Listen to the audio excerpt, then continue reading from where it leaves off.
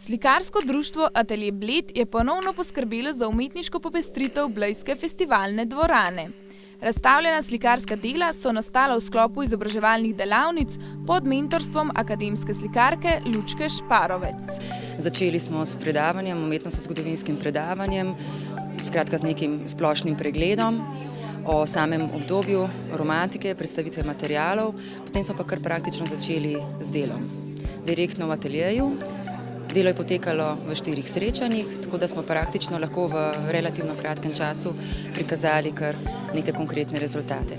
Večina udeležencev se je prvič srečala s tehniko pastel, s suhimi kredami, hrapavim papirjem in takšnim načinom slikanja. Gre za to, da je v bistvu pastel slikarska tehnika, suha slikarska tehnika, skratka ne uporabljamo ne olja kot medija, ne vode, skratka gre za uporabo oziroma mešanje suhih kred na papirju, na sami površini papirja. Na delavnico se je prijavilo 15 ljubiteljskih slikarjev, med njimi tudi članica društva Judita Mandelc-Kunšič. Prvič sem imela v rokah pastel, ker prej nisem znala uporabljati tehnike s tem medijem in mentorica mi je prikazala, da je možno odkriti z novim načinom slikanja nov svet. Slikanje s prsti in ne s čopičem kot pri večini slikarskih tehnik je nekaj prav posebnega. Kako pa na sodelovanje z društvom gleda mentorica? Ta interes, ki se pojavi pri vsakem posamezniku, najbolj pomemben in je predstavljati začetek, da pravzaprav lahko začnemo sploh delati oziroma se izobraževati.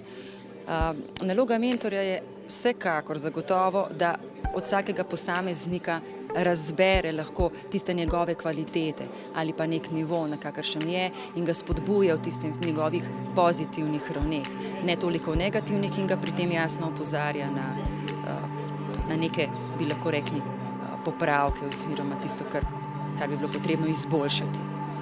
Zagotovo to.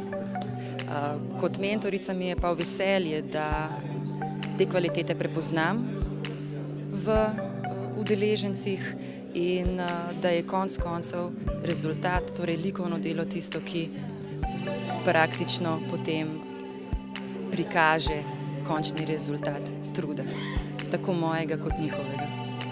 Vsi udeleženci se na razstavi predstavljajo z enim delom po izboru mentorice. Samo en portret je, to je Turjaška Rozamunda. Naprej se pa vrstijo tudi prizori iz Bleda in okolice. Z otvoritvijo razstave pastelov pa so v društvu počastili tudi Prešernov dan, osrednji slovenski kulturni praznik.